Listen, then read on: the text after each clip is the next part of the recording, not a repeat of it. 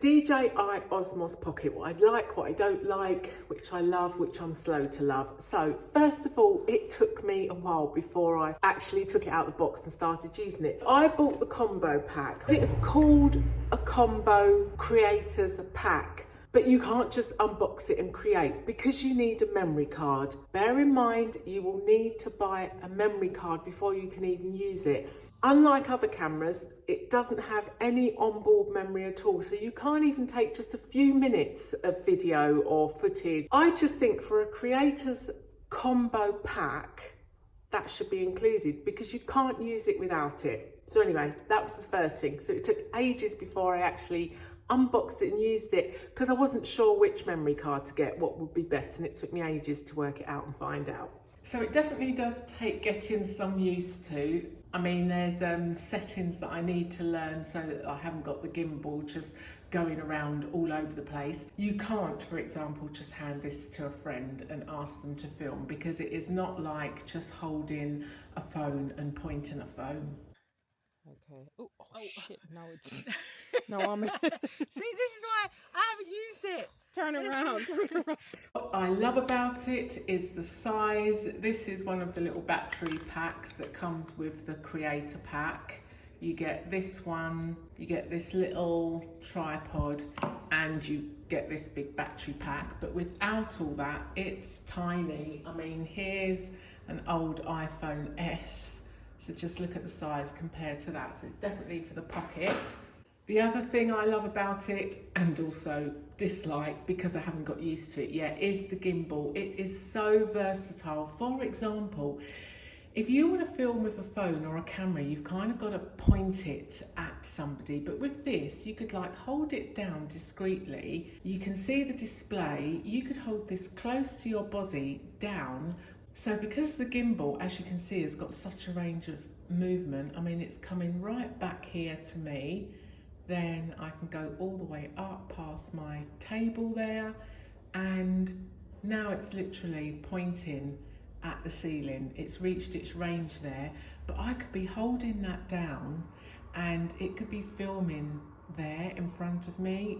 So you can film quite discreetly. I found that quite useful. Not because I'm secretly filming, but just because you don't want to be holding a camera up in, you know, people's faces and stuff. So that is the versatility of the gimbal. Once I have learned about the various settings, will be really good. For solo filming, it is absolutely brilliant because you have got this face tracking setting. So it follows you and literally you'll be filming alone, but it will look like you've got a camera person helping you with the filming. And you can set that to people or animals, whatever moving face type you like. I love the mic. I nearly always use it with the dead cat on. This is it without the dead cat. It's really small. The clip's nice and strong. What I really like about it, it comes with a magnet. So if you didn't want to clip it on the actual edge of your clothing and you wanted to clip it, you know, right in the middle, you can just use the magnet. And if you wanted it discreet, you could have it anywhere you want. And if you've got like a light bit of clothing where you don't want it dragging down, if you're a woman and you don't want it dragging down to show you cleavage or something, that's a really good feature for the mic. So as it say, it's really nice and neat. I did get this so that I could use it with my iPhone, but I have not worked out how you do that yet. That is not straightforward. Little gripes, things I don't like about it is the protective case. Now you do need to protect the lens. And what I find is you would think this is easy to get in, but you have to get it exactly right so that it clicks in. And see, even that, there we go. And so many times I've put this in my bag and then I've taken it out and this lens has turned around, it's been exposed. Just got this thing out my bag and again, the camera's come round in the case and I definitely did not put it in like that, definitely. The other thing is the carry case. Now I hear a lot of people saying, oh, it's got this really nice little carry case, but I find it a little bit useless because you can't fit everything in. So I'm actually going to buy myself a little camera bag because this is the case So if you have got it in its case, that's too big to then put into the little bag. So I just think this is quite useless personally, because it's too compact and tight for just, you can't easily chuck everything in and get it out. It's got to be very strategically packed, so I don't like the bag. So in conclusion, it's been a slow start, but now I've started using it and getting to know it more and more, I'm really enjoying it.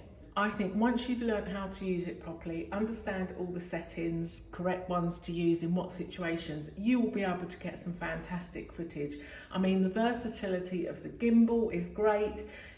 Got different choices of film quality. I mean, filming in 4K, the sports modes, definitely great for vlogging and definitely great for filming solo without any extra pairs of hands. But one other little gripe I forgot to mention, the memory card. It is really tricky to get in and out, and I actually need like a sharp object to poke in there to get it out.